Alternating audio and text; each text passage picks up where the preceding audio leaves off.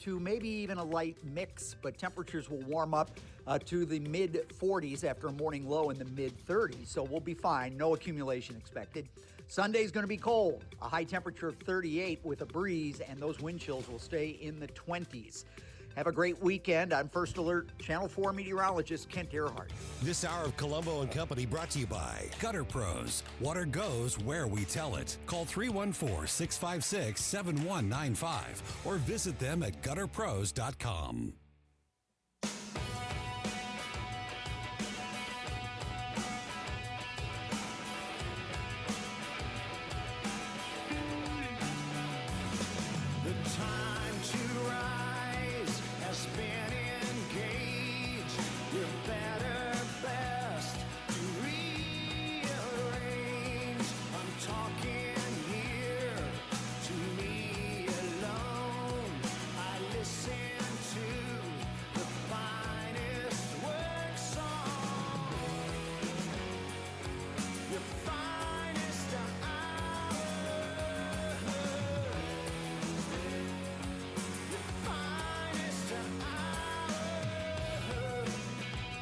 Hello and welcome to Friday afternoon, the end of a wild, crazy first full week back to work in 2026. My goodness, if 2025 was the chaotic year that we all know it was to live through, 2026 has started with the classic hold my beer statement and watch me work, because oh my goodness, we've got a lot to recap and catch up on as we get you ready for the weekend, and of course get you up to speed on all the latest news happening out there, both locally and nationally. We've got another congressperson in the news this week dropping F-bombs at press conferences. I think that's 3 times this week. Which I think is 3 times more than I can remember in any other year, and it's the first week of 2026. We'll tell you about that in a second. We've got AOC accusing the vice president, putting words in his mouth, saying that J.D. Vance believes that American people should be assassinated in the street, because that's what the vice president said. Zoran Mondani, I don't think he likes the woke spotlight not being on him, because he's getting back in the news this week. The whole tenant landlord situation in New York is heating up in a big way, and there are already some actions being taken against the new mayor and his policies that are basically anti-landlord in New York. So we'll get you up to speed on that. Supreme Court is reviewing bans on transgender athletes in school sports. Woo! What a week, what a year, and we are going to do our best to keep you covered every step of the way on all the important issues, both locally and nationally. I'm Tony Colombo in studio with producer Ashlyn, and starting off the show with us, as he does every Friday, continuing the tradition into the new year, Ken Williams from the Vic Porcelli Show is here with us. Great to see you, buddy. Hey, my brother. I love that shirt you have on, by the way. Like it? Yeah, this is it's a cassette. It's a cassette tape, which I'm very familiar with, because we used to use them all the time for sound checks. Mm-hmm. And then the pencil going through the one side to fix it. That's how you had to fix them. Right, yep. right. And it says 120 minutes, which... That was a good one. If you're a Gen Z person like me, and you remember when MTV played music, and they would play all the, the top songs of the day for most of the day, but they also had special programming, music programming back in the day that was super influential, like Yo MTV Raps was hugely influential on the hip-hop scene, and there was a show on Sunday nights on MTV called 120 Minutes that focused on, like Euro alternative, Cure, Clash, right? Modern English, Morrissey, think fringy type. Yeah. And our good friend Jason Nelson who has the Queen tribute here in St. Louis, the Retro Nerds, the Jason Nelson Band, so many great projects that he's a part of. This is one of his projects, 120 minutes. I went and saw him last week and got the shirt there while I was at the gig. It was awesome. I bet he sells a lot of those. Oh, dude. And what just a great example of how strong the local music scene continues to be in St. Louis as we start the new year. That's one of the positives. There we go. All right, so we started out with a positive. There you go. We started out with a positive. I've got a cool shirt on from a cool local band. Then it all turns around from there. Let's start with this. I wasn't going to start with this, but this is the headline of the day that has really picked up steam here in the last hour or so. Another cell phone video. New cell phone video has been released from the shooting in Minneapolis, the ICE officer shooting the woman in her vehicle. It's new video, but it doesn't present any new information except for more proving the danger that the ICE officer was in, the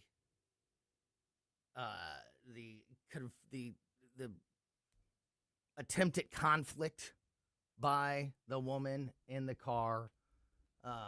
That officer was hit by the vehicle and is recovering from his. Today, the mayor of Minnesota was making fun of his injuries, of the officer's injuries, which is just incredible to me. So there is new. If you've heard the headline that there's new video out there, of course, I encourage you to always go out and get, watch it and get all the information that you need. But at least from what I could tell, and I don't even know if you've had a chance to see this new video yet, Ken, it doesn't change the story in any way. In fact, it just it solidifies the picture, in my opinion. Well, I'm one of those unusual people that says, let's let things calm down and let's look at things and investigate, let them investigate, and then find out what really did happen. But at the same time, Tony, I saw Tim Pool analyze these videos, multiple videos, not just one. Okay? Yeah. Yeah, we've had multiple, and there's another one today. So now there's all kinds of different angles. And I don't know if I did see that one or not, but Benny Johnson, I watched his versions. This is a cell phone video from one of the ICE officers, so it is up close, and you can hear the interaction. So you can hear that's her important. taunting the what officers. Did she say? You can hear them telling her to stop the vehicle, get out of the vehicle. You can hear the clear commands that were being given that she was not listening to. So, yeah, you get a little bit a little closer a view than some of those other angles and videos. Well, my whole opinion about this situation is she shouldn't have been there. I mean, it's tragedy. It's tragic. I don't want to see anybody get hurt, let alone die. Amen. And God love her, man. She has kids. And that's what they keep saying. She's a mother of 3. Yeah. Well, you know what? If she was such a concerned mom at the time, she'd have been not in the situation to where, and she, she may not even have thought she was going to die, but she thought she could get arrested and put in jail. Yeah. And if that's the case, Tony, she shouldn't have been in that situation, taking the chance that she might not be seeing her children for a while. Would you ever, I've been saying this all week, I would never, even if it wasn't a tense situation like it was up there, like it has been up there in Minnesota, that she was aware of and a part of, obviously, with these ICE protests. But even if it was just a general run-of-the-mill traffic stop, would you ever disobey the commands of a police officer? Run your vehicle, even if you weren't running it at them, which I believe she was trying to bump him, like trying to knock him off to get out. But I would be terrified of my own safety if I was going to try to do something like that. How is that part of her brain not? What what is the motivation? What is the inspiration? I think I know the answer to this question, but the entitlement, the inspiration, the motivation to do something so reckless. When you have leaders that are in your party, you have the leaders, the top people and I'm saying the top people. Mom Donnie, AOC, Hakeem Jeffries, Tim Walz, Keith Ellison, Jared Fry, Ilhan Omar. Okay, so all of them, all of them saying, "Listen, you need to resist." Yep. Listen to me. You need that. Don't take them seriously. They're not real. They're not real law enforcement people. So you do what you have to do. Well, guess what? She did, and she messed around and she found out. I equated to Tony. What if I got pulled over? And I'll admit I carry. Okay, sure. What if I got pulled over and not saying a word to the police officer? I got pulled over. I pull out my gun. Right. I got pulled over. I pulled out my gun. Guess what's going to happen to me? You put yourself in you put yourself in a really dangerous situation. Exactly. And what, unfortunately, this tragedy, this woman put herself in a situation where this officer was, and I analyzed this on my own and talked about it the very first day it happened. On the Vic Porcelli show, we talked about it, and I said, watch real close. Split second, like a tenth of a second, the tire spins. Yeah. Okay? When it's aimed at him. Yeah. All right? And then he's leaning, he's pushing, he's getting hit. I said, but it happened so fast. Had that snow not been there, had that ice not been on the road, he would have been run over. She would have killed him. So what do you have there? You have the situation. He die, she dies. He was not in the wrong there. I don't believe he was. He was trying. He'd been through this before. He was drug 100 yards, Tony, by another car not long before. And so he's like, you know what? I'm not doing this again. And he protected himself. Yeah. So unfortunately, had to. And this gaslighting take by many on the left of, like you mentioned earlier, that they keep reporting, she was a mother of 3 and, nobody should be killed for protesting. That is such that is such a lie. You're right. Nobody ever should be killed for protesting, and that's not what happened. That's not what happened in this situation. And if you want to blame somebody, if you want to blame a government entity, a higher power politically, higher power, it's not ICE. It's not the Trump administration. It's exactly what we just talked about. It's Jared Fry and Tim Walz and Ilhan Omar and Nancy Pelosi just and Hakeem Jeffries, and they're all saying it, that have told people over and over again that it's not only okay to break the law and not listen to police officers and not respect law enforcement, but you're doing the right thing. Yeah.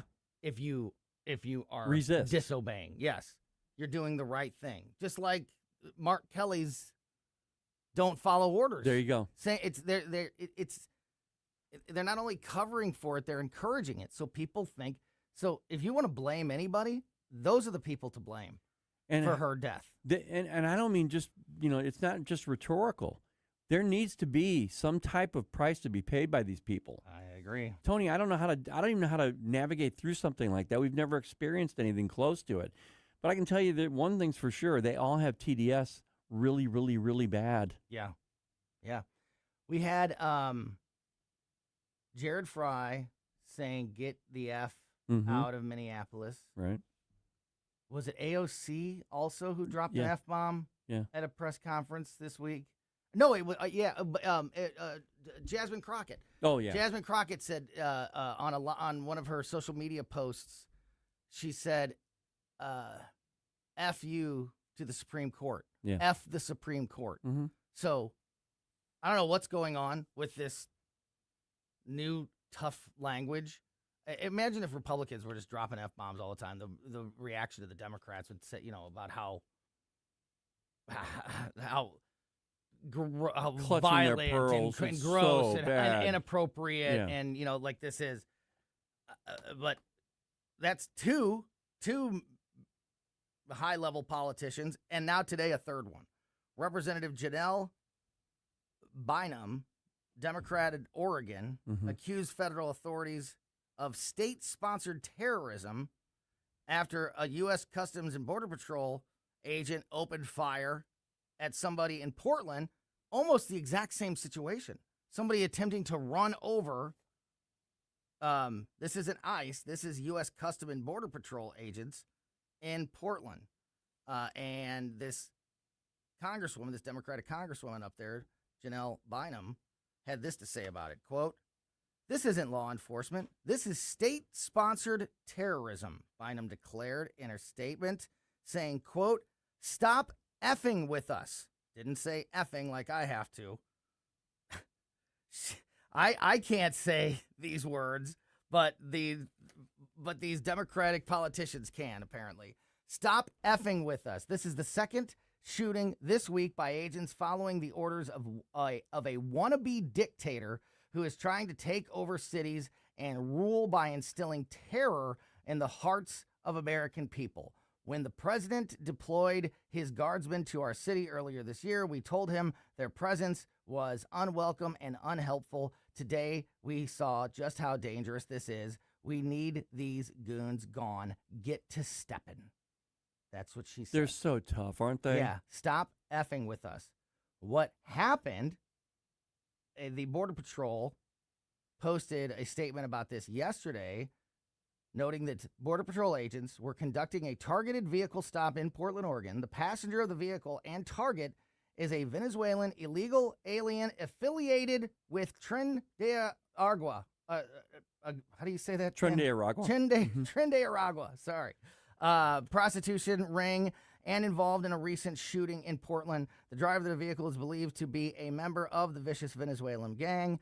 When agents identified themselves to the vehicle occupants, the driver weaponized his vehicle and attempted to run over the law enforcement agents. Fearing for his life and safety, an agent fired a defensive shot. DHS put out another statement today on this, in a post today, that the man and woman in the vehicle had both unlawfully entered the U.S. and had been released into the nation by President Joe Biden's administration. Quote, yesterday, 2 suspected Tren de Aragua gang associates let loose on American streets by Joe Biden weaponized their vehicle against Border Patrol in Portland. The agent took immediate action to defend himself and others, shooting them. Nobody died in this action, but thank God. Here we have gang members, illegal aliens that are also gang members. Yeah. And you can look into this story. There's so many details about these two people. Yeah. That they had been tracking. They know their names. They know their affiliations. They know the crimes that they have committed. There's lots of details. I don't have the time to get into all of them, but you can go look them up. Some really bad stuff. Yes. Yeah. Who attempted, when they realized that they had police, that they were caught, attempt to run over the police officers. That police officer, just like in Minneapolis, takes a defensive shot to defend himself. And the first thing we get is a congresswoman going on her platforms and saying and dropping F-bombs at the police officers and calling the president a dictator and calling this an act of domestic terrorism. It's our state-sponsored terrorism. So look what we're talking about here. I mean, including the foul language, everything, but look what we're talking about here. We're talking about a major party in this country, the one of 2 main parties in this country. The Democrat Socialist Party is what they are. They're actually defending all these people, all the bad guys that we are talking about, that we've been talking about this whole new year so far. They're the ones that are defending them, not defending the law enforcement officers that are just upholding the law. I bet you the gang members don't understand what's going on. They're laughing. They're like, oh, this is awesome. Yeah, they got to be going, I can't believe this. I can't believe this is happening. On our side. Yeah, we have congressmen and women and senators and mayors and governors protecting us. Yeah, it's great. Yeah, they have to be thinking to themselves, what an absolute bunch of idiots, and we're going to take advantage of every second of it. We're going to take advantage of every second of this. We're going to pillage these communities. We're going to terrorize their citizens. Anybody who's here illegally that hates this country, whether you're Islam, whether you're from South America, it doesn't matter where you're from, what you're doing here. If you hate this country, you're pretty happy about the idea that one of the major parties are on your side. Yeah, absolutely. And if your job is to be a criminal, then it's good business. Yeah. In these cities, they've got to be one. Even the gangs and criminals themselves have to be going, I can't believe this is happening. The mayor, but I'll take advantage of it. Minneapolis Mayor Fry, Tim Walz is saying, they even said it. We want you to leave. We want you to discontinue your investigation into this stupid idea of fraud. Yeah. Stop that because it's not happening. We want you to leave. You leave now. Yeah, we want the law enforcement officers off the streets. Leave these criminals alone. Leave these criminals alone. Let them conduct their criminal activities. Well, they call them important citizens of the city. Yeah, well, they're not citizens of anything. Well, to them they are. No, I know. I know. I know. But man, just what a week.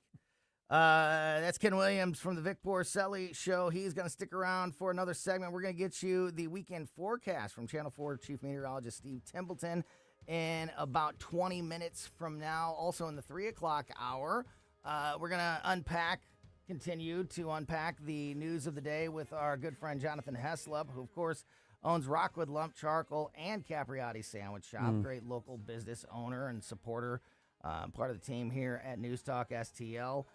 He's going to be with us for most of the 3 o'clock hour. We're actually going to do some news and some Friday fun time with Jonathan Heslop in the 3 o'clock hour. Continuing the conversation with Ken Williams, I want to tell you about AOC today, accusing Vice President J.D. Vance of believing American people should be assassinated in the street. That's what she says, Vance said. And we'll talk about Zoran Mondani and this lunacy up in New York with these landlord laws, anti-landlord laws. Man, New York is really in for it. We knew that, but now that it's actually getting started, it's, I think, maybe even worse than we suspected. Tell you about all that and more as we continue with Ken Williams here on Colombo Company. It only takes a little faith. Made in St. Louis for St. Louis. It's News Talk STL.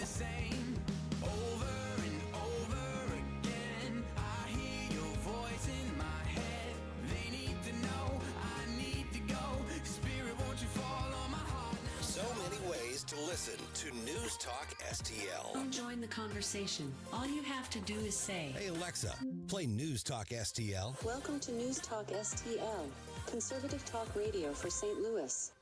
1949, the last time a Republican held the top post in St. Louis City. A gallon of milk was 84 cents and streetcars ran down Grand Avenue. Unfortunately, St. Louis city streets are no longer the epicenter of family and business life. In the 80 years of Democrat control, our city has been on a steady decline. Hello, Kirk Ilsinger, chairman of the Republican Party for the city of St. Louis, and we believe it is our duty to provide a different path forward. I invite you to our meetings the first Thursday of every month. Learn more at stl-gop.com. Paid for by St. Louis City Republican PAC. Curtis Farber, Treasurer. SR1 Sundays. Hi, this is Elizabeth Kaiser. Be sure and check out my show, Straight Lines, this and every Sunday at 8 p.m., right after Stand and Fight, part of SR1 Sundays. Let's meet right here and let's peel back some layers of this crazy world, and you might be surprised at what we find. Straight Lines with Elizabeth Kaiser on SR1 Sundays at 8 p.m., right here on 101.9, 94.1 News Talk STL. Straight Lines with Elizabeth Kaiser on News Talk STL. News Talk STL. First thing in the morning and pretty much all day. Live and local. 101.9 and 94.1 News Talk STL.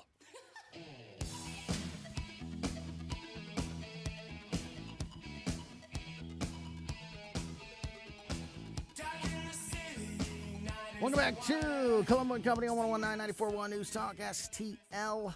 Going to get the weekend forecast from Channel 4 Chief Meteorologist Steve Templeton here in just a little more than 15 minutes, just after 2:45 this afternoon, so make sure you are here for that. Right now, continuing the conversation with the great Ken Williams, co-host and producer of the Vic Porcelli Show. Ken, before we get back into this news,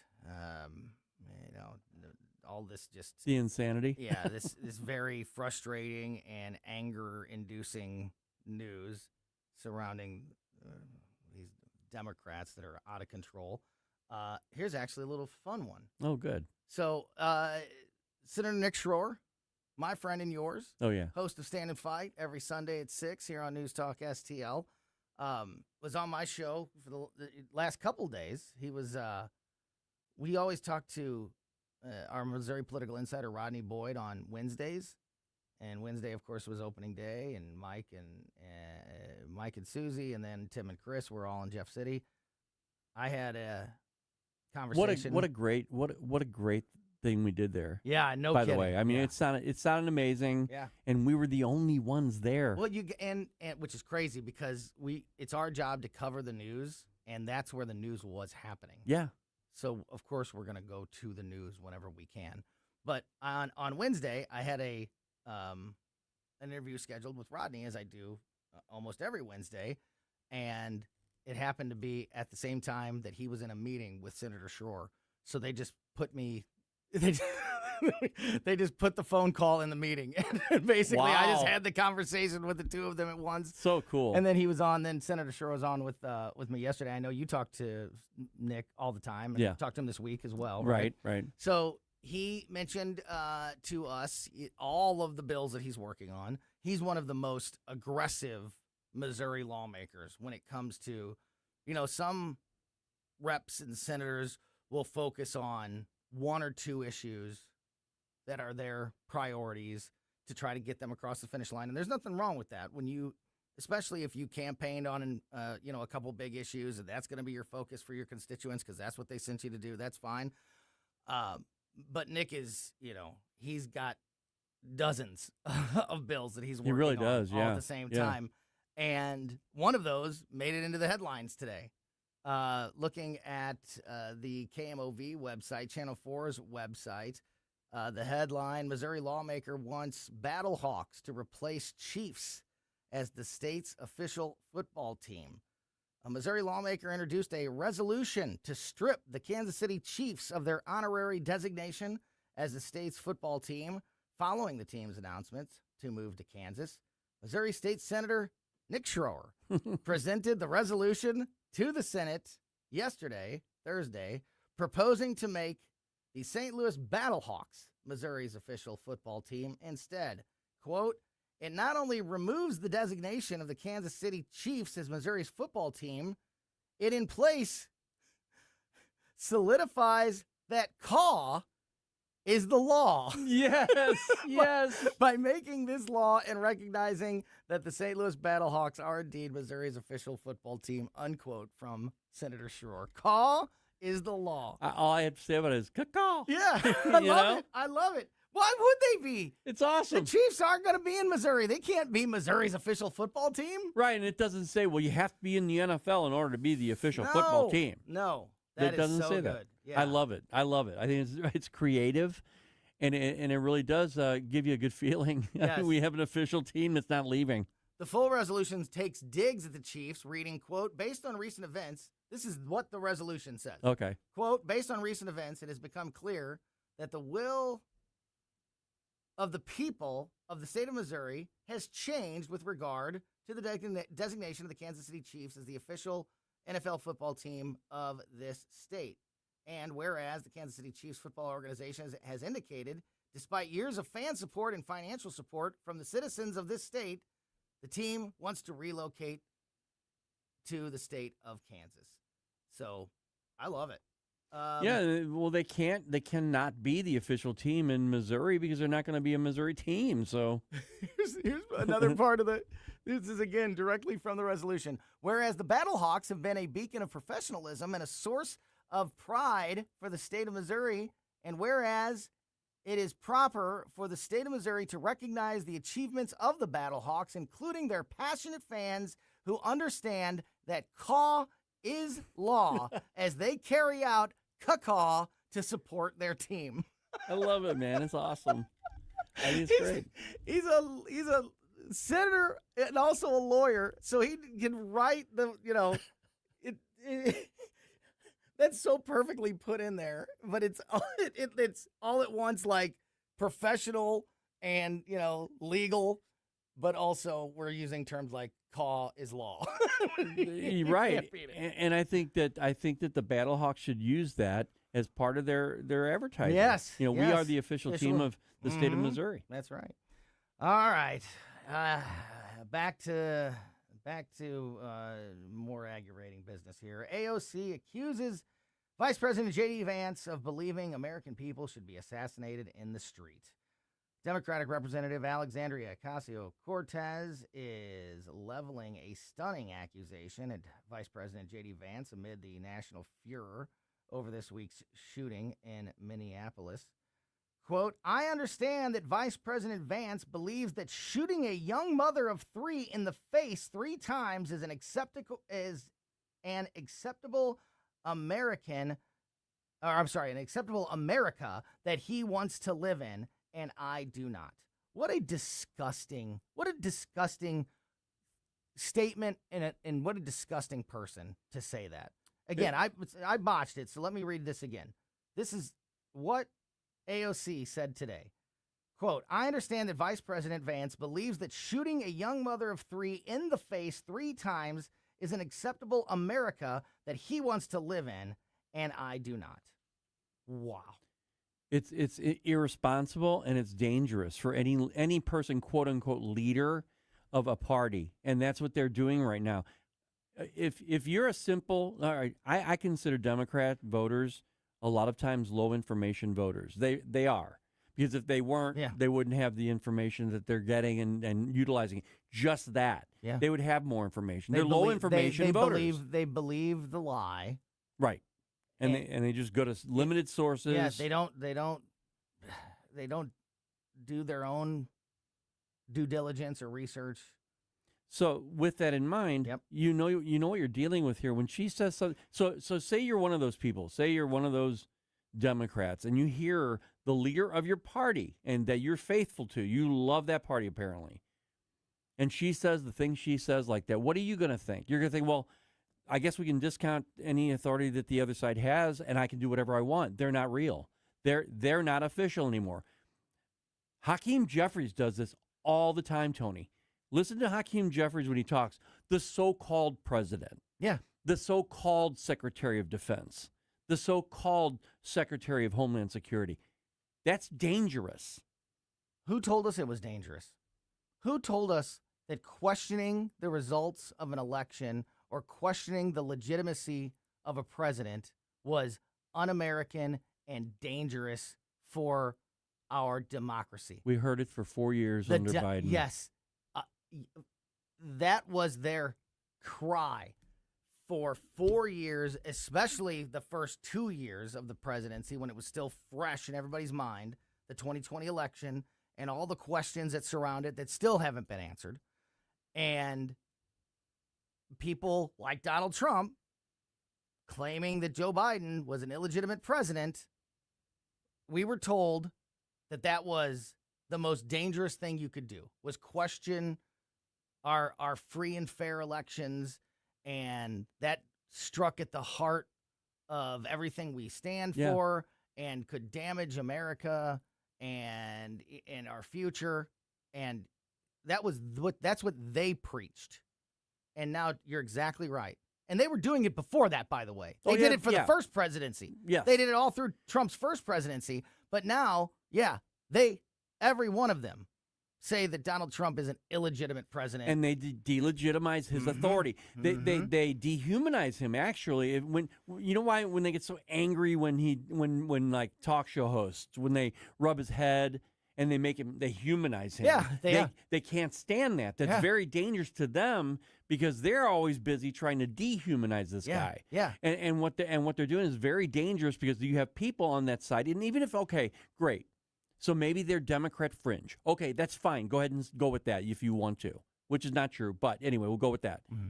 Even if it is, it's a large percentage of people that don't take any law serious then at that point. And that I'm pointing to is that woman that tragically died because she was shot because she was delegitimizing Trump's authority and in turn delegitimizing ICE's authority as a law enforcement operation. She was told, and that's what J.D. Vance said this week. That's the truth of what J.D. Vance said this week. AOC, in this disgusting attempt to twist his words, saying that the vice president said that he believes that American people should be assassinated in the street. I mean, that's just insane. Yeah. J.D. Vance, what he actually said this week was that that woman was brainwashed by the left-wing progressive network. Yes. To think that, that those type of actions were okay. Just like we talked about at the beginning of the show, Ken. If somebody believes that a law enforcement agency is illegitimate, they're not real cops, they're the bad guys, therefore I shouldn't listen to them, I should resist them. I mean, that's the mindset that permeates, and that's the message that's been put out by these progressive left-wing Democrats that aren't even Democrats anymore at this point. That's the situation that they have created. It's that, not J.D. Vance or Donald Trump every day waking up and rubbing their hands together, going, what can we do today? And that's why they don't like to see Donald Trump in a moment of levity, having as fun. a grandfather. or being a family man, or being funny, because they don't want people to believe that he's human, when he actually, from the people that I know that have met him and every firsthand account that I've ever heard, is that Donald Trump is one of the most engaging, charming, personable people you could ever meet. Who's lost over $1 billion being president of the United States. Democrats cannot allow you to see that, because it shatters their narrative that he is just some kind of like walking evil robot that's out to get you, which is just the furthest thing from the truth. And Tony, if you're a working Democrat and you're even hearing this right now, you've got to be thinking to yourself, my party is they're going somewhere. So are they? So no, that's my point. Yeah. There have to be some people out there who are Democrat, who traditionally are Democrat, but they're more the older version, blue dog type Democrats, looking at their party saying, my goodness, what has happened here? Because this is how far left this Democrat Socialist Party, which is what they are now. I'm not lying here. I'm not fabricating or a lot of rhetoric. Many of them proudly they say it. Yeah, proudly. What say happened? That's what they are. What happened to my party? And you've got to ask that question. Yeah. And they don't want to go Republican, of course. Right. But what do? Right. They just don't go vote. Republican, if you are conservative in any way, shape, or form, get out and vote in 26 for the sake of this nation. Mm-hmm. I'm telling you, right now is a pivotal era in this country. 26 and 28 are going to decide what's going to happen in this country. Well, so that's exactly what I was going to ask you. I joked at the beginning of the show, that we'd been previewing, hey, 2026 is going to be a busy year. It's going to be, with the midterm elections and the balance of power hanging in, it's just going to be a chaotic news-packed year. None of us could have predicted that it would start out at, 11.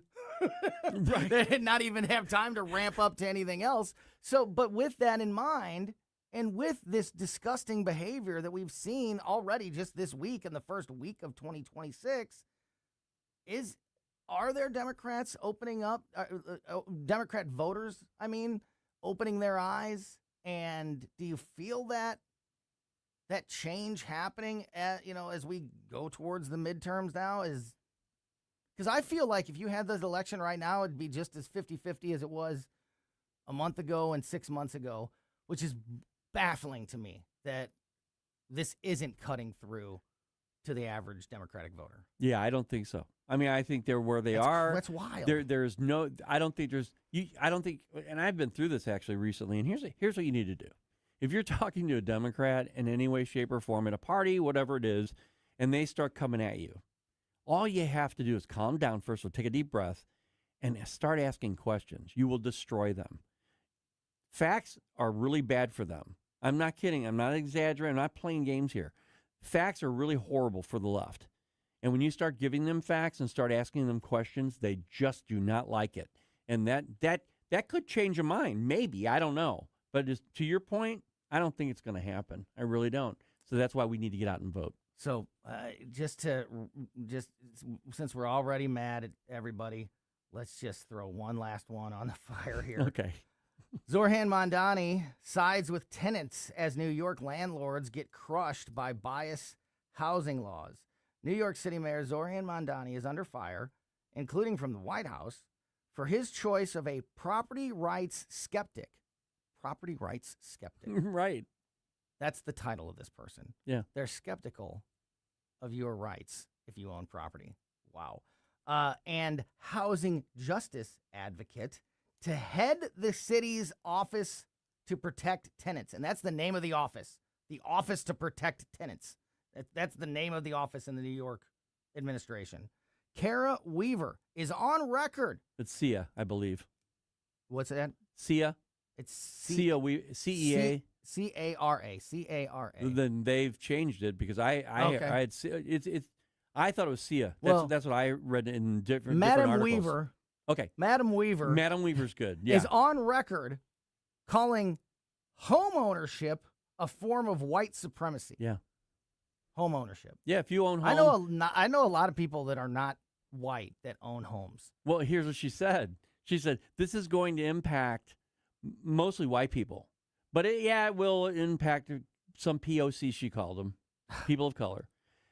It's so racist. So this is the person that he has put. This is right alongside the guy who defended an Al Qaeda terrorist in court, who is like the top law enforcement officer in New York now. I mean, this administration that he has built is. I did that story a week or two ago. The guy who is like, it's not AG and it's not called Attorney General. I forget the name of the position, but it's basically the top law enforcement officer in New York is somebody who has supported terrorists, been anti-Semitic and now we've got this person who's a part of this administration in New York who thinks that home ownership is a form of white supremacy. Tony, correct me if I'm wrong, but isn't Mamdani's law enforcement transition team led by a convicted armed robber? It could be. That's what I read. I don't know that for sure. I read that. Yeah, the transition team. I think I still have that story in my notes here. I'll have to find it. But this guy's history is disgusting, and now we're dealing with this. The city's existing landlord-tenant laws are stacked against property owners already. Quote, New York has the most tenant protections of any state, says Ann Korchak of the Small Property Owners of New York organization. One could reasonably say its laws are the most extreme in the country. Don't have time to get into all the details, but basically you don't have to pay rent. If you don't pay your rent, it's very, very difficult, next to impossible, for a landlord to evict you. You have at least a year of not paying rent before they can even take their first step in evicting you. That's going to devour that city, rent. Man. Yeah, you can't raise rent in New York. And, look, there's certainly bad landlords and slumlords and things like that. Oh, yeah. But this is just ridiculous. And here we go with New York. Again, first week of 2026. And all of this loony behavior is already on display. You think people are leaving New York before? Yeah. Now it's going to be on steroids. And everybody's telling them, from Florida to Texas to everywhere, every red state is saying, leave your politics there if you come here. Yeah, that's right. That is Ken Williams from the Vic Porcelli Show, which you can hear every weekday, 9 a.m. to noon, 3 big hours every day here on News Talk STL, and every Friday with us here on Colombo Company. Ken, thank you so much, my friend. Have a great weekend. Thanks, buddy. Have a good weekend. Yeah, back at you. Speaking of that weekend, it's been unseasonably warm here recently. Does that continue through the weekend? We're going to find out when we talk to Channel 4 Chief Meteorologist Steve Templeton next. For podcast articles and more, find us on newstalkstl.com. Tim Jones and Chris Arps in the afternoon. Venezuela is in the news every day, so we're going to talk to State Senator Patricia Rucker about being born there and representing West Virginia. Tim Jones and Chris Arps. Weekdays at 4 on News Talk STL. Had the guys from the Bluff City Outdoors show on with me yesterday afternoon at about 3:30. Go back and check out the podcast if you missed any of that great discussion. And, of course, don't forget about Bluff City Outdoors in Alton, open 7 days a week. Your place to go to take care of all of your fishing needs, all of your bow hunting needs, all of your trapping needs, and more. They've got the state-of-the-art Garmin technology, the forward-facing sonar that has just taken over the fishing industry over the last year or so. You can get those products. You can get them installed. You can get the education to get you up and running, all there at Bluff City Outdoors. You can shoot every day in their state-of-the-art archery range at Bluff City Outdoors. And, of course, don't forget to tune into the Bluff City Outdoors show every Saturday morning at 11 a.m. here on News Talk STL with myself, Mark McMurray, the owner of Bluff City Outdoors, Mike Marfell, local professional fisherman. Great stuff every Saturday morning, the Bluff City Outdoors show. And for all of your outdoor needs, visit Bluff City Outdoors in Alton, about a mile east of Fast Eddie's there on East Broadway. Learn more by following Bluff City Outdoors on Facebook or by going to the website bluffcityoutdoors.com.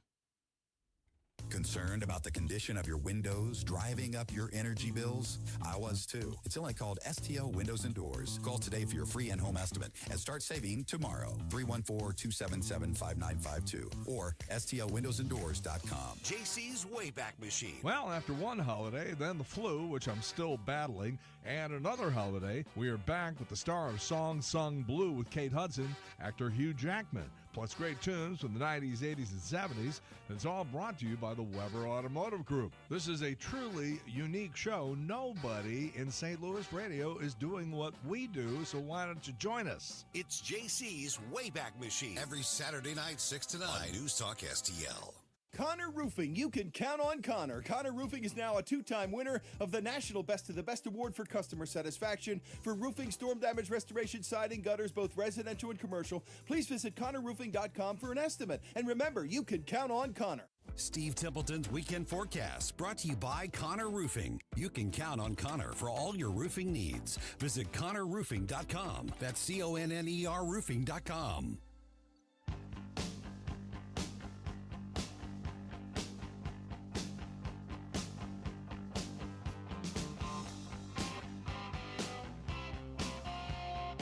Welcome back to Colombo Company on 119.94.1 News Talk STL.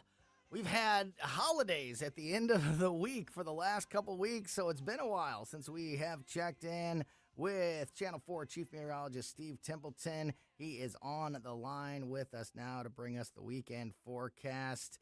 Steve, yeah, it's been a while. Merry Christmas, Happy New Year. Great to talk with you, my friend. Hey, Happy New Year. Good to be back. It's good to be in a routine again. You know, Yes. Sometimes you take a week off and it just, everything just feels great for the first few days. And then you're just kind of happy to get back to work and into a routine. You can't eat that much. So it's nice to, not be eating, all day and grazing too. So it's nice that the holidays are behind us. And here we are with beautiful spring weather in January. No right? kidding. Yeah, it doesn't. Like, it feels like Christmas was months ago, to me at least, and it was only 2 weeks ago. It also, part of that is probably because it doesn't feel like wintertime at all out there. I have a suspicion that could be changing at least a little bit, but I'll let you fill us in on the facts of that. Yeah, puffy coats are coming out again, especially Sunday. That's the colder day. It's not what I like to call a deep freeze, but it is going to be colder. So, but we just got done, by the way, with 5 days in a row with a high of 60 plus. And to do five consecutive days at 60 or warmer in January, that's only been done one other time. So we actually tied that record. That was in 1952.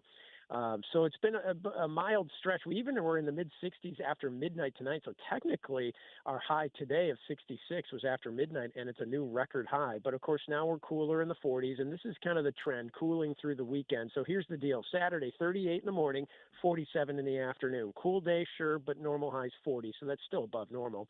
Have to watch for a few rain showers in the morning, especially between like 6 and 9 a.m. It's not going to rain all day. Then a nice afternoon, 47 for the high. Saturday evening, there's a chance for a little burst of rain or even snow. So you may see some flakes Saturday evening, but temperatures are above freezing. Road temperatures are too warm. And then Sunday's the colder day, but we do have a lot of sunshine. So if it's going to be cold, at least it's sunny. A low of 25, a high of 38 degrees. Yeah, it's chilly. It's just more near normal. Again, not a deep freeze, but definitely feeling more like winter. Yeah, and to your point, I mean, look, I love this. I wore a T-shirt today, wearing a T-shirt and like a zip-up jacket, like a hoodie jacket, and that's been great. So 38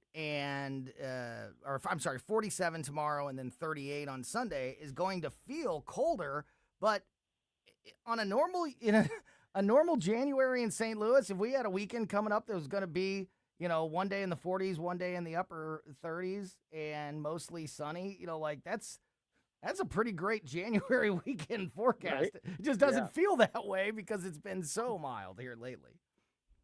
Weather's always relative. I always like to tell people that it's always relative. Yes. If we had 5 days instead of in the 60s, they were in the highs in the 20s, then we'd be really looking forward to this weekend, right? I'm always worried that when we have these, these nice, especially, not just the one-offs, but a nice stretch, I'm just waiting for the other shoe to drop and for Mother Nature to pay us back for all of that. Do we see any of that payback coming in the near future? Not in the 10 days. No, next 10 days. But you know what? There's a lot of winter left. Oh, yeah. And, late January, February. I mean, I think you're right. There's going to be some payback at some point. Yeah, it's still so early in the season, really, to think about, especially in St. Louis where, you can't trust February. You can't. I think you've heard me joke before about how you can't trust March. March is a lie.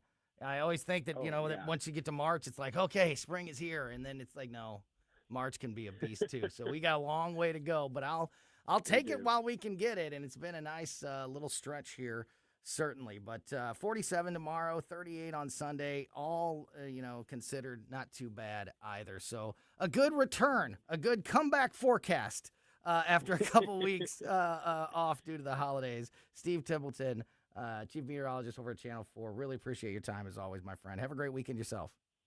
Good to talk to you again. You have a great weekend. Yeah, back at you. Great stuff there, as always, from Steve Tempelton. All right, we are going to jump back into some of the news of the day. Jonathan Heslop, local business owner, owns Rockwood Lump Charcoal, Capriati Sandwich Shop. You've heard him on with me many times.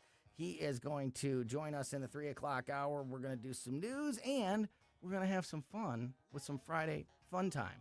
It's all coming up next on Colombo and Company. 42% of Missouri fourth graders can barely read. 42%. It's the worst result in 20 years. If kids can't read by third grade, they fall behind in school, and many never catch up.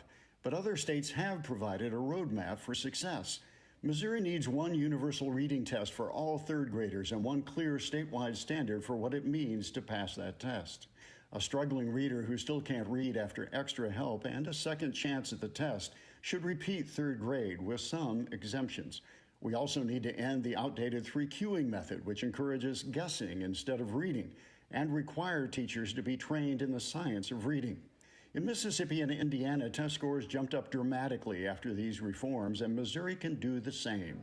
Missouri children deserve to become confident, capable readers, and strong early literacy reforms can make it happen.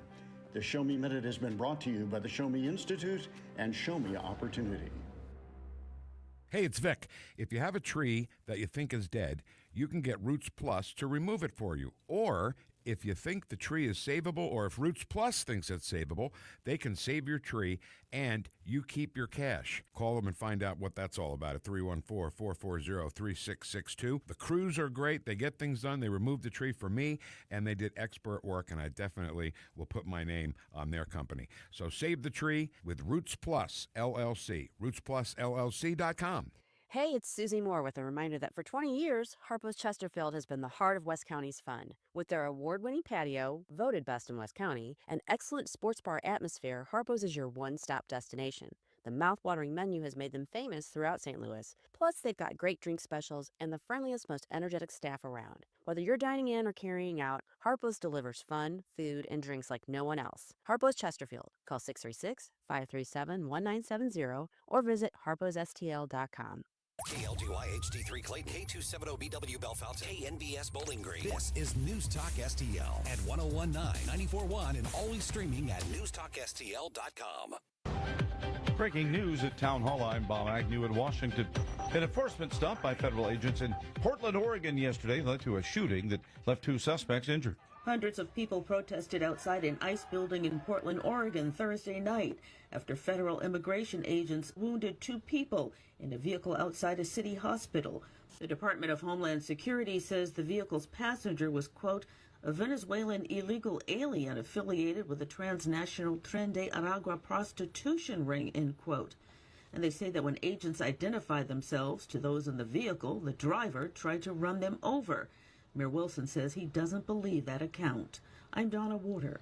President Trump is lashing out at Republican senators who voted to advance war powers legislation. The Senate approved moving forward with a resolution that would block the president from further military action in Venezuela without approval from Congress. It passed with the help of 5 GOP senators. Donald Trump was angered by the vote, posting online that the Republicans should be ashamed and should never be elected to office again. He blasted the measure as unconstitutional.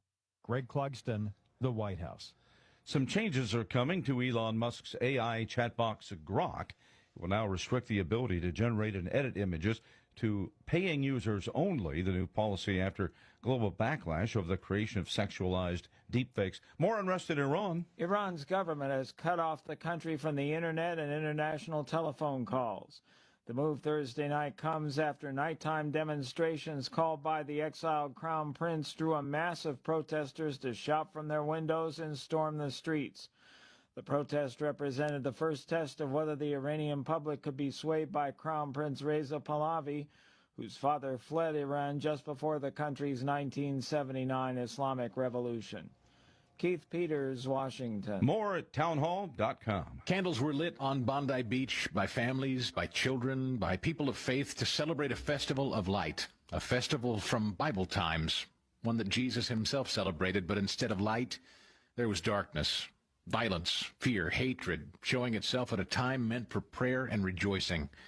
You know, it's times like this that remind us that even with a ceasefire in Israel, Jewish people are being targeted simply because of their faith, and at times like this, it also reminds us why the International Fellowship of Christians and Jews exists, to stand in the gap, providing safety and security to God's people. The fellowship brings together Christians and Jews to be a light to suffering Jews in Israel, the former Soviet Union, or wherever the needs are greatest. Today, Jewish people around the world face these threats and are so grateful for their Christian friends who stand with them. To find out how you can take part in this holy work, visit urgentifcj.org. That's one word, urgentifcj.org. From the Michaels Flooring Outlet Weather Center. Mostly cloudy skies today, but still above normal. 50 degrees for the high. Our normal high is about 40, so we're well above normal. And overnight tonight into early tomorrow morning, we could see a light sprinkle or two, maybe even a light mix, but temperatures will warm up to the mid-40s after a morning low in the mid-30s, so we'll be fine. No accumulation expected.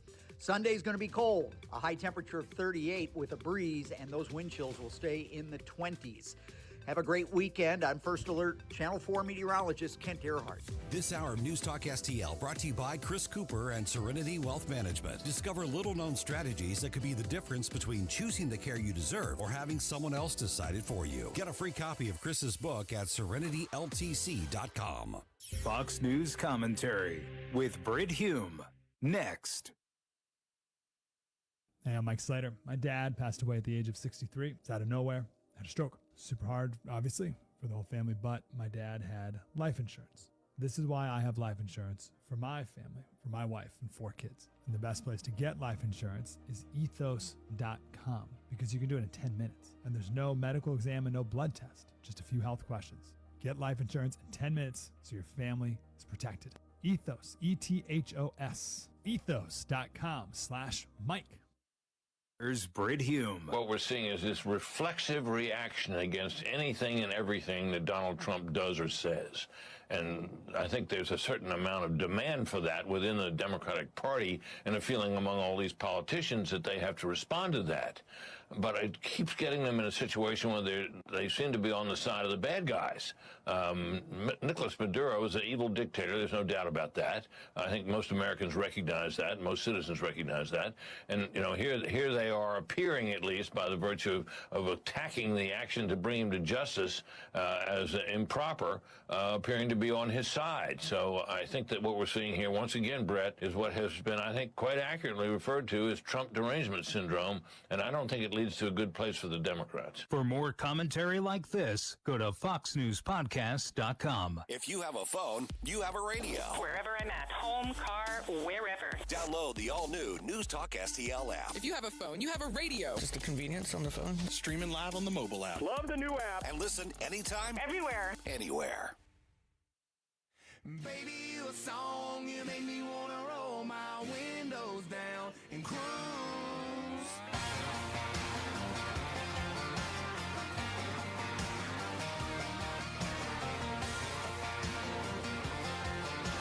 Welcome back to Colombo and Company on 101.9, 94.1 News Talk STL. I am Tony Colombo here in studio with producer Ashlyn. We have got nearly an hour left here to go before we hand you off to the O'Reilly Report, then the Tim Jones and Chris Arp Show.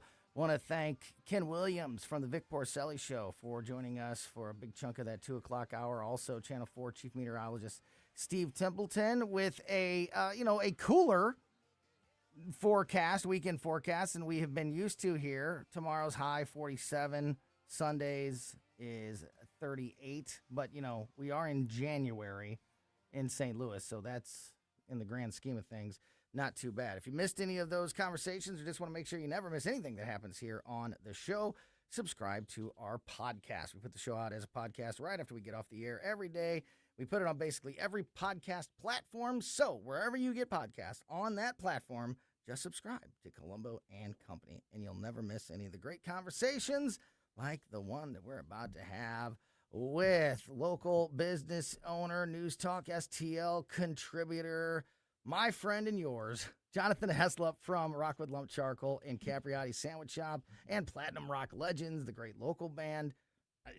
So many accolades, my friend. Great to see you. Great to see you. Yeah. Hey, Ashland.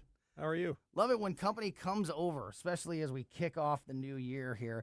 I got some stories I want to talk about, including I want to tell everybody about this report that was released by Senator Rand Paul this week about actions taken by the FBI during the Biden administration. I'm going to leave it at that for right now. This is a story that should be top of the headlines, but with all the other things happening with Maduro and the Minneapolis shooting, sometimes even massive, what I believe should be massive stories that everybody should be aware of, sometimes don't even crack the news cycle, which is amazing. I want to get into that. And it's not going to be all doom and gloom and serious this hour. We always also like to have some fun and send you off into the weekend with a smile on your face. So Jonathan's going to be here for the entire 3 o'clock hour. We'll do some more news and important stuff, but then we're also going to have some fun towards the end of the show. So it's going to be a good time. Let's do it. But before we get into all these details, it's the first time we've had a chance to hang out and chat in the new year. 2026 has started about as crazy as possible in the news cycle. I mean, goodness. We all knew 2026 was going to be a jam-packed news year with the midterm elections and everything else happening, but I don't think anybody could have predicted that the first full week would be as jam-packed as it is. Oh, just overall, in general. And it could be from a national standpoint or maybe from a local standpoint as a business owner, starting a new year, one is, important as 2026 is going to be. Are you generally optimistic? Do you feel like things are on the right track in general, or we're going in the right direction? Absolutely. Yeah, you feeling good about the new year? Yeah, absolutely. I mean, I entered 2025 knowing that good things were yet to come, and we saw a lot of good this year, and there's going to be a lot of good yet to come this year. Yeah. Especially in the Missouri House and Senate. I feel that things are going to get better there as well. Last year was kind of lackluster. This year, I mean, already with Governor Kehoe talking about getting rid of the income tax, that's huge. Yeah. That's going to be huge for the state. If they can get rid of personal property tax, that's going to have a huge influx of business into this state. I know there's a couple of those issues. The tax issues is one of them that you personally, just as a resident and homeowner and business owner, are really It's mainly the business portion of it, the personal property tax of having to pay tax every year on the spatulas that I own and the oven and the grill, everything that I use to make revenue, to make profit, to pay income tax on, and that I already paid sales tax on as well, that I have to continue to send the county and state this tax for the liberty or the joy of sending them business. Yeah, which that's something that I don't think everybody realizes. We all are frustrated by the personal property tax laws in Missouri, and it's something that we've been talking about for years. But if you're not a business owner, which many voters are not, I don't think they realize how invasive and how costly they are. And Tony, it's like, oh, well, I don't own a business, so it doesn't affect me. Well, you're paying for it. Right, every time you buy a sandwich from me, you're paying for that tax because that goes on to my P&L at the end of the year, and I look at that when I make the menu prices or I make the charcoal prices or whatever it is. You're paying for those personal property taxes, and this state does not derive that much income from it in the grand scheme of things. It's a billion, and I think Bill Eigel told us it was $1.5 billion or so that this state gets out of it. They could find a place to eliminate that spending to get that money out of there. Oh yeah, there's plenty of places to find to eliminate spending. I guarantee what's going to happen is there's going to be more sales of things in this state, and especially cars, that people will then pay the sales tax because they don't want to pay the personal property taxes. You would see boats all of a sudden start getting registered in Missouri. You'd see more airplanes, and you'd see a hell of a lot more cars and big trucks get registered in the state because businesses did not have to do that. They will get quite a bit of that income back by means of sales tax and vehicle registration money. You make a great point about how, if you're not a business owner, you're still paying for it because you are paying that extra for the products or the services that the businesses in Missouri do offer, but also you're paying for it if those businesses leave the state of Missouri because there's a more attractive offer. You pay for it in the fact that these services now aren't there, or these jobs aren't there. So you pay for it at a lot of levels. Yeah, minimum wage just went up, which didn't affect us much because we already pay our people more than that. Not a lot of people work for less than that. But at the same time, I still can't hire high school kids because I can't afford to pay them that much money to have them standing next to somebody who's training them, making the same amount of money as they are. That ticks that person off if they're going to be making the same amount of money. And it's their first job, so they're going to need their hand held through all of it. It's going to take a lot of training. And if this is in June, end of May or June, I'm going to lose that kid in the next 6 weeks anyway. So why even bring them in and do that? But so I think they are going to work on the legislation this year to exempt out people that are under 18 or under a certain age, that they can make a little bit less, because this ridiculous argument that you hear of, that minimum wage doesn't pay, that's not a fair wage that they can live on or whatever. No, you're not supposed to live on it. It's not a living wage. It was never supposed to be a living wage, and teenagers don't need a living wage. No. This is almost an internship because at least half of them aren't going to make it. Well, and you know what? And it's really frustrating.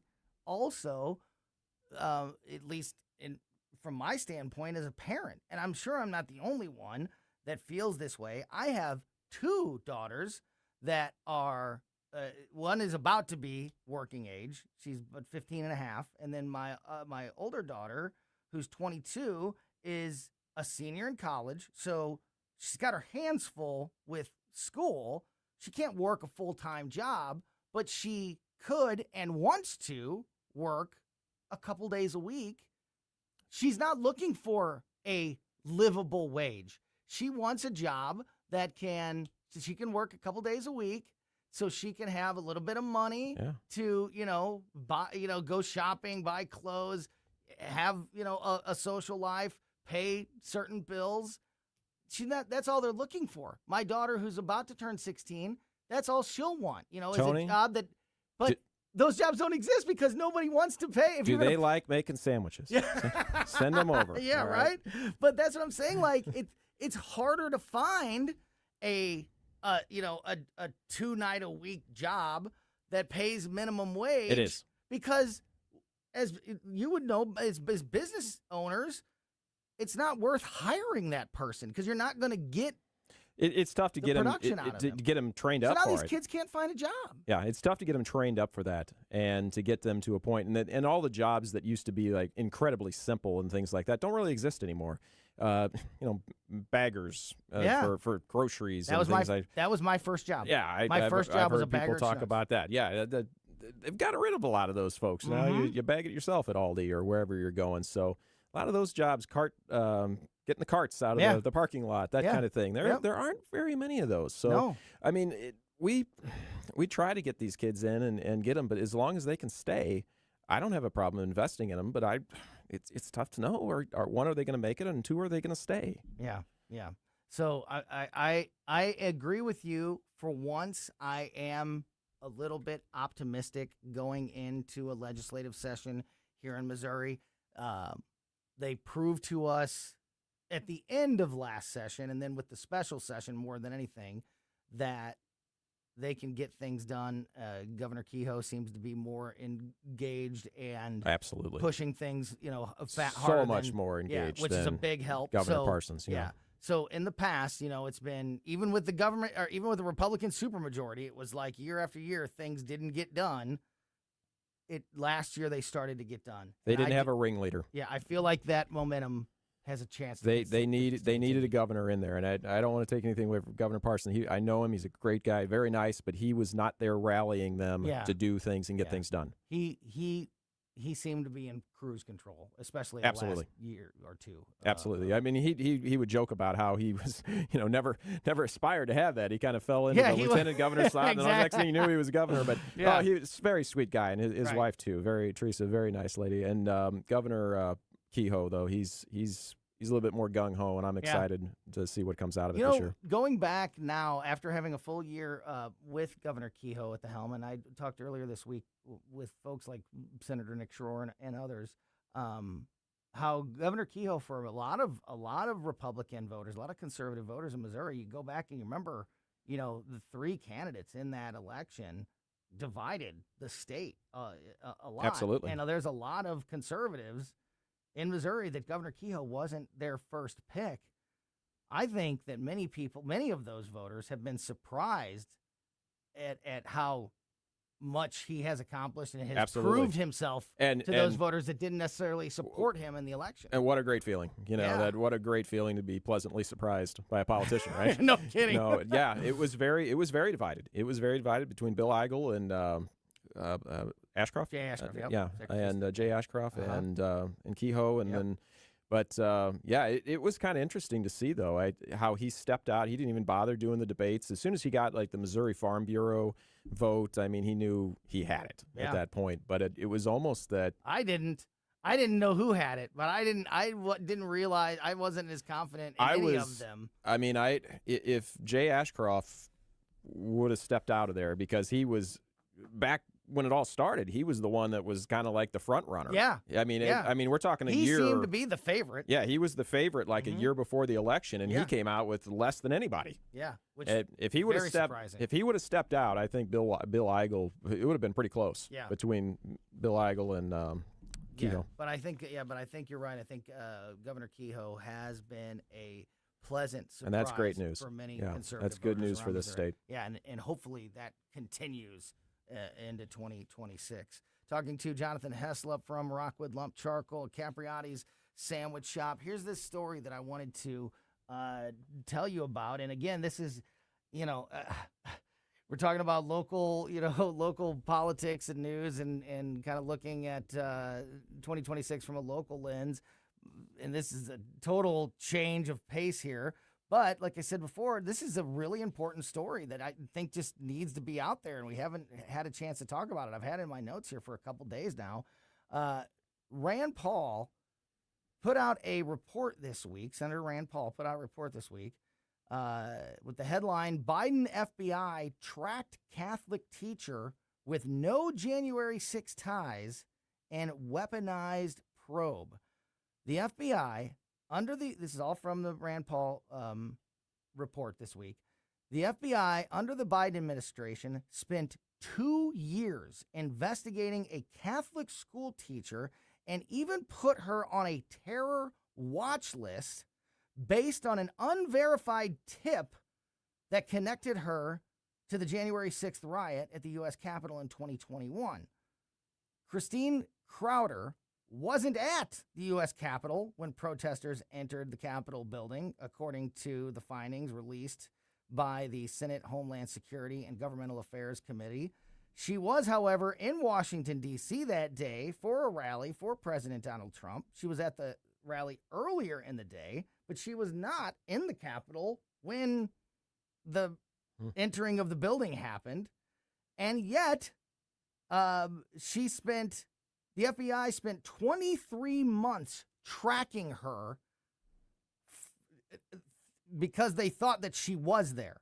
The committee's chairman, Senator Rand Paul, called the move an overreach of federal power based on insufficient evidence. Quote, a free society cannot tolerate a system in which programs and authorities intended to keep the public safe are instead weaponized against them due to mere suspicion. The records released today show how an unverified tip that the FBI failed to substantiate led to nearly 2 years of surveillance on an innocent American.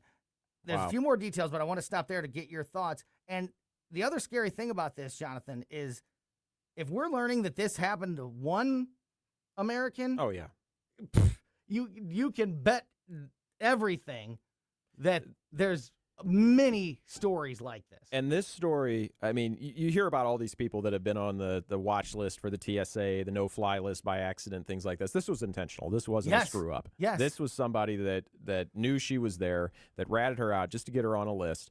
But this is why red flag laws are so dangerous. Oh, amen. Because all it takes is that one call, and suddenly you're on a list and you're being watched. There is no due process to this is whatsoever. Guilty until proven innocent. Absolutely. Instead of innocent until proven guilty. And this is what happened out in the Eureka area, too, with Rockwood School District, that called the FBI on parents that were speaking out at their board meetings. I mean, this ridiculousness is not just limited to January 6th people. This is all over the country. Yeah.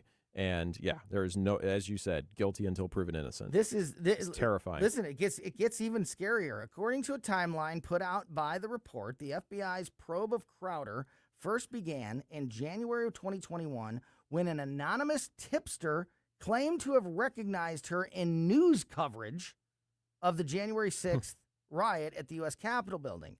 Despite an initial negative match for face and geolocation, the FBI still expanded its probe and, for the better part of 2 years, conducted physical surveillance of the Crowder household, put her on a travel watch list, secured a warrant for her Facebook account, and even prepared a prosecution case against her. The FBI would finally drop the case in June of 2023 when the Bureau determined that it could not positively place Crowder at the Capitol on January 6th because she wasn't there.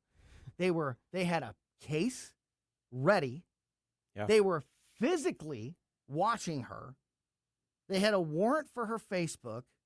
I mean, you want to talk about all we hear from the Democrats about Donald Trump weaponizing government, especially this week with what's happened in Minnesota about and with the National Guard issue and how Trump is weaponizing the government.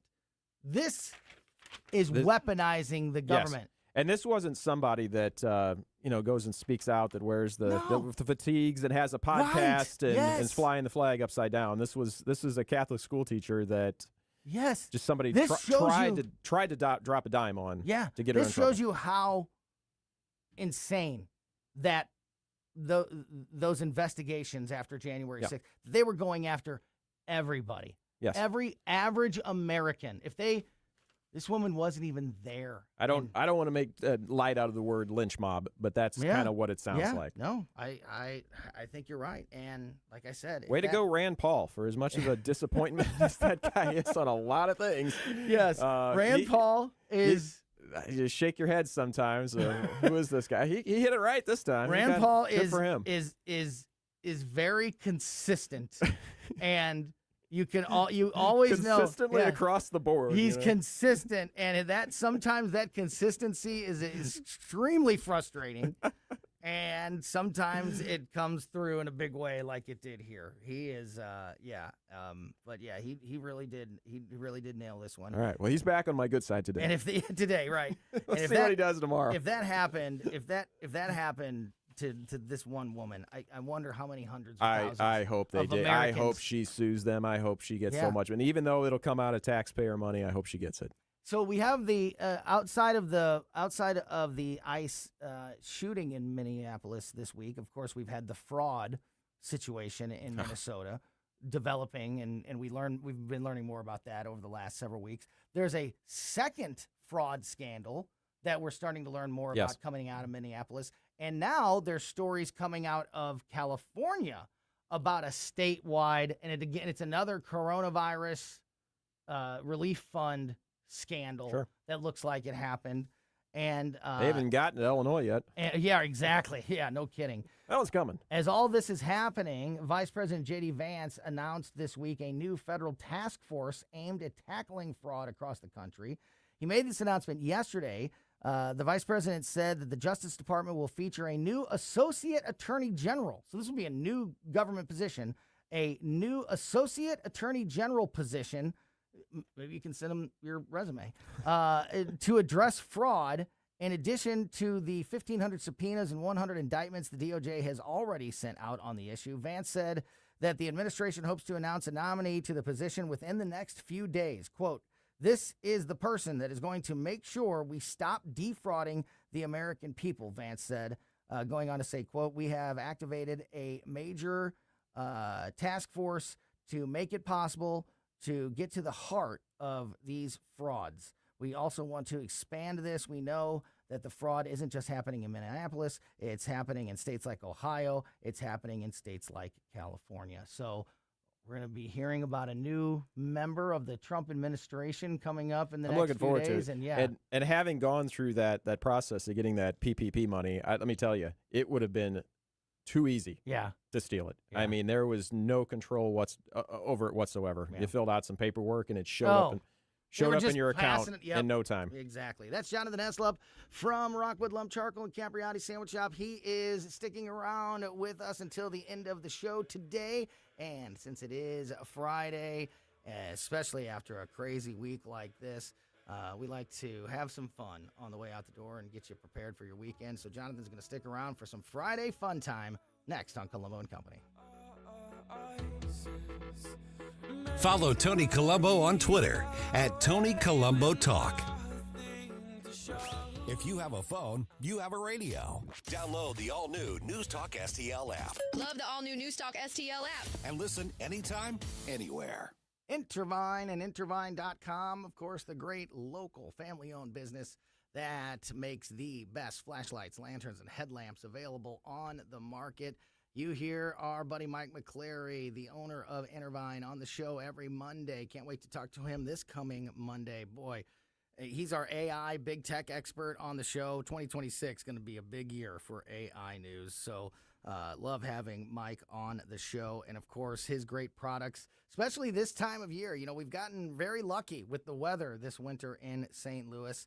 But, we're always just one snowstorm away from really relying on things like a reliable flashlight or headlamp or lantern around the house or in your vehicle. Or if you are an outdoorsman or have a hardcore outdoorsman in your life, a tactical flashlight or a heavy-duty lantern for out in the woods also are fantastic products to have. And they have all of that and more at Intervine.com.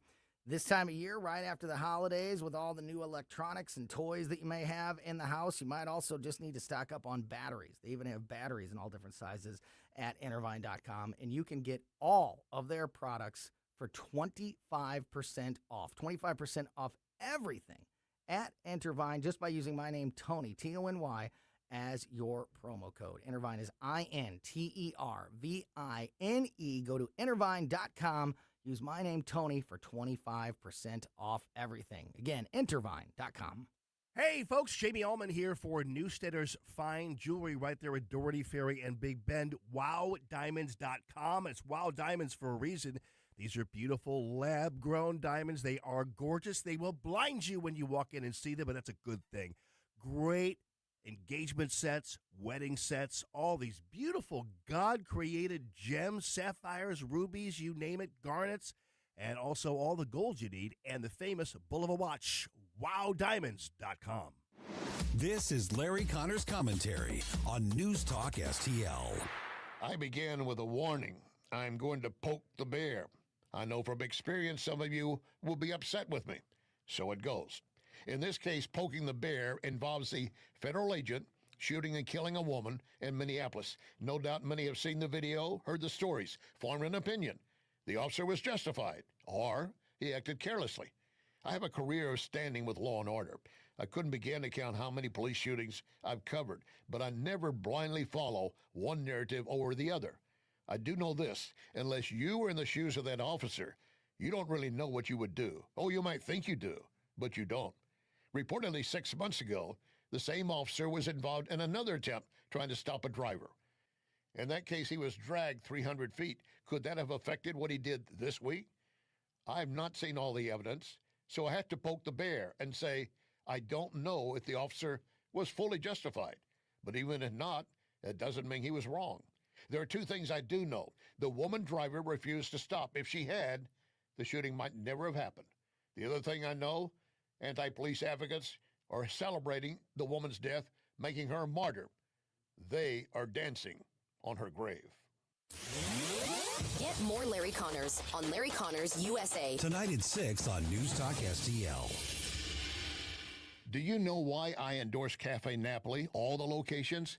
Visit any of them, and you will quickly appreciate the quality of food, service, atmosphere. So maybe I'll see you at Cafe Napoli in Clayton, Napoli Kirkwood, Napoli 2 in Town and Country, Napoli 3 in St. Charles, right next door to Napoli C. Or maybe you'll find me at Napoli Brothers Pizza and Pasta in the Chesterfield Valley. Now you know why I endorse Napoli, NapoliSTL.com. Why leave your company's story to chance? In today's digital world, video content isn't just an option. It's essential for your success. At Blue Ocean Media Group, we've spent decades crafting compelling visual stories for businesses just like yours. From concept to completion, our award-winning team transforms your vision into powerful video content that connects with your audience and drives results. Don't trust your brand to amateurs. Partner with Blue Ocean Media Group. Visit BlueOceanMediaGroup.com today, and let's bring your story to life. John Beal knows that right after a hailstorm, new roofing companies start popping up everywhere. But the Small Business Administration reports 96% of them go out of business within the first 5 years. So how good is that warranty? John Beal started in the roofing business helping his granddad and his dad. Always offering the best roof, best price, best guarantee. John Beal Roofing, not some fly-by-the-night operation. Call my friend John, 1-800-NEW-ROOF, 1-800-NEW-ROOF. On the next Larry Connors USA. Today's story behind the story. The U.S. Army spraying nerve gas over part of Utah. Larry Connors USA. Now weeknights 6 until 8 on News Talk STL.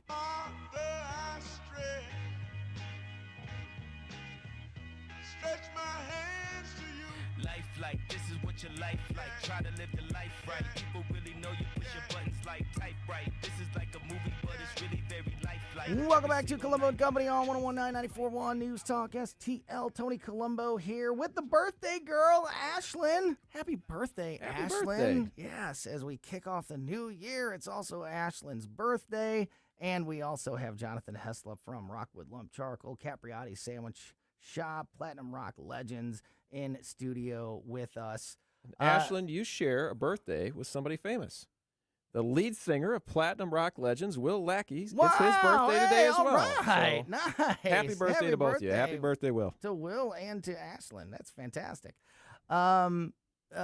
Speaking of Platinum Rock Legends, any gigs that we need to promote coming up? No, we're here? off this weekend for Will's birthday. Next weekend, be right here in Westport, just north of it, actually, at Cyberg's. Friday night for Headliner, which is the little offshoot project of PRL. So it'll be Friday night at 9 o'clock at Cyberg's Dorset, and then Saturday night, a week from tomorrow, will be again at Cyberg's Dorset for the big PRL show. What about the new Capriati's location? How are we doing on I was that? just over there. I got some good news that we might open a little early. Hey! Yeah, so, but then at the same conversation, it's like, oh, wait, but there's a problem.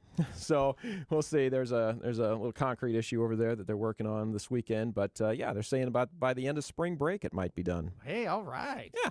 And So, we'll have 2 framing's up, Capriati's. the plumbing's roughed in. I'm excited. Yeah. I got some funny stories that I want to talk about here, as we always like to have a little Friday fun time to wrap up the week, especially a crazy busy week like this. But you had a funny story. I was. It's a perfect one because it's kind of news and funny. So it's a perfect transition into the. So the Venezuelan whatever you want to call it, the ousting or whatever. Maduro, so there was a protest that was going on downtown for it. They always like that overpass just west of Hampton on 40, the one that goes from the park where they had the big sand turtle and everything like that. Yep. And I passed through there. I think it was Saturday of last week, and it was even on Channel 5 had a little blurb about it on their website, and it talked about this big protest. There was like a dozen people in the picture. I'm not kidding. There was like, I'm not under exaggerating. Yeah. If you go to the picture, you count them. It was like 12 or 13 people in this picture. And they probably have worked hard to get a picture with that many people in it. Like, I know. Try to find anything to make it look like there's actually a lot of people here. When I drove through with the kids, it was about, I want to say, I don't want to underestimate it. It was at least 24, maybe 30 people up there, and they had signs, and they zip timed the thing, so there's more signs than people. Yep. What sign do you think was not posted?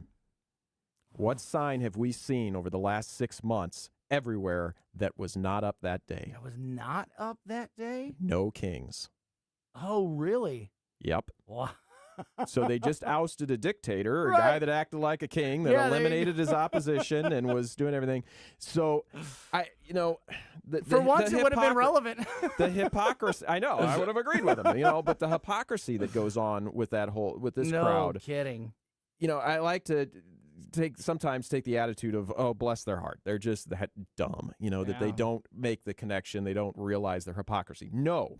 This time, they knew not to post that sign. The word came down from the top that people that hire them, or they had their own epiphany that this was not the sign to post that day. Who are these people, except for paid protesters, as you mentioned, because they're not Venezuelan Americans, because the Venezuelan people are thrilled about this. So it's not Venezuelan people. I'm in a couple of groups of international business entrepreneurial groups and things like that, and there was a thread of an international group that I monitor because of tariffs and things like that. Tariffs actually benefit me because I'm a U.S. made product. So, but I kind of watch to see what they're saying about it, and immediately a couple of people in this group started going off on, here we are, Monroe Doctrine. It's nothing like going into another country, blah blah blah, all this other stuff, and suddenly people from South America started piping in and saying, what, are you kidding me? This is the best thing ever happened in this continent. We've got people that have fled that country that can't get home to their relatives.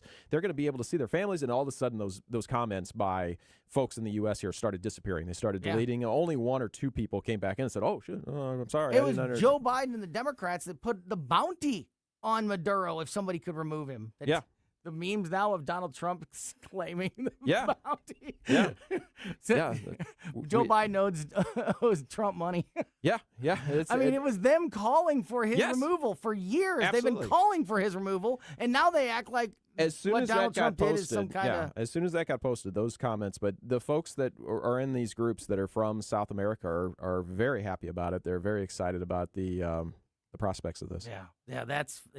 But I'm surprised. I found it hilarious that No Kings thing has gone away. Yeah, the No Kings sign. The one time it would have actually been made a little bit of sense. I don't know. We'll see if we see it. You're right. Again. I guess there's new talking points that have been ascribed from the from the professional protesters. When you open up the new Capriati's, there's a new beverage that you might consider selling. Mr. Bubble, the classic bubble bath company, they've now made and are selling bubble bath flavored soda. Is that like a bubble bath? Is that what? Yeah. Was that a? I don't know what bubble bath was tastes it like. Bubble gum? Was it bubble gum flavored? I don't think so. The press release says fans can now sip the nostalgic bubble gum scent they've known for decades. So I guess it is going to bubble gum. Yeah. Yeah. But it's literally called bubble bath flavored soda. Gross. Stick to the soap. Stick to the soap, guys. This is a cool. Somebody put this together. It's gone viral on the internet here this week. I'm a '90s kid. Absolutely. You're a '90s kid, right? This is a things that were socially acceptable and normal in the '90s, but are now considered to be unacceptable behavior. For example, so we're gonna watch Ashlyn here to see if her eyes get real big and she starts shaking her head when she hears some of these. I'm gonna read some of these. You tell me if this is truly unacceptable now. Showing up at someone's house unannounced to hang out, which is something my dad and his friends did all the time. It could be on a Saturday or Sunday. One of his buddies could show up in the garage, or he could show up at somebody's house at any time, and then they'd be, hanging out for hours. Unless you live in a neighborhood and are standing in your garage, I doubt it. Yeah, knocking on doors, people don't do that. People don't answer the door anymore. What about not being reachable at all times? Back in the '90s, if somebody wasn't home or they were at work or whatever, you might just not be able to get hold of them till they get home. Yeah. Now it's considered to be unacceptable if you're not accessible 24 hours. They're out looking for you. Here's one my mom did all the time: leaving your kids in the car while you run into the store. Oh, you'll get the cops called on you for that. That's crazy. Sometimes my kids ask to stay. Like, I don't want to go in. Like, I would never leave them in the car if I'm going to be going in and grocery shopping for an hour. Yeah. But if I'm running into the gas station or running into the store, generally, if they're old enough to stay at home. You're right. You're right. If they're old enough to stay at home, they're old enough to stay in the car. But yeah, there's people. But somebody sees that, and you're right. They could get the cops called on you these days. One more here. Babysitting starting at the age of 10. Ooh. That was 10 was a little early, but like 11 or 12. I was definitely babysitting like my little brother and my cousins that were younger by the time I was 11 or 12. And now I think that people think that's, you can't do that. You can't leave a kid home alone. Now they want you to have CPR training and all kinds of other things. That kind of also goes to what is the year that you can start leaving kids home alone? Like, I was 10 and my mom would run to the store, but I feel like now people would think that that's way too young. I'd say 12 or 13 now. Things have changed. Here's another funny botch by a big company. We had Mr. Bubble making bubble bath flavored soda. Bath and Body Works, known for their candles, like their great smelling candles and everything, they had to discontinue a candle this week because it was making people gag. I don't think you could ever guess this flavor of candle, this scent. Pizza and Ranch was the name of the Bath and Body Works candle that they had to nix and stop selling because they were getting so much backlash to it from people saying that the candle literally made them gag. Well, and that's funny because I guess they were selling as a good thing because was it Jelly Belly or one of the Jelly Bean company makes all those jelly beans, ones, gross ones, and people buy them and try to get through them. And but you know what you're getting there. I think they expected this to be good. But who doesn't check Who doesn't check the candle before you buy it? You always smell the candle. I don't know. Maybe it smells different. You can light it up. I don't know. Jonathan Heslop, great stuff, my friend. Great to see you. Happy New Year. Check out Rockwood Lump Charcoal. Check out Capriotti Sandwich Shop. Check out the Platinum Rock Legends. You're the busiest man I know, and I appreciate you taking out some time to talk with us today. Anytime. This is the best time of the week. Yeah, great to see you, buddy. See you. All right, that's going to do it for us. We will be back on Monday at 2 o'clock. In the meantime, keep it here for the O'Reilly Report next, followed by the Tim Jones and Chris Arp Show here on 101.9 and 94.1 News Talk STL. Looking for the best selection of firearms in the St. Louis region? Drive to Osage County Guns. Conveniently located off I-70, just 25 minutes from St. Charles. We've got thousands of guns in stock, the largest selection of handguns, rifles, and shotguns around. Trade in or sell your old guns for cash and shop our wide variety of premium Winchester ammunition made right here in the USA. Visit us online at ocgmo.com, or better yet, make the drive to Osage County Guns and see why we're the St. Louis region's favorite. Public schools, like public libraries, should be free and open to all. Open enrollment allows parents to choose the school that's the best fit for their children. Maybe another school has a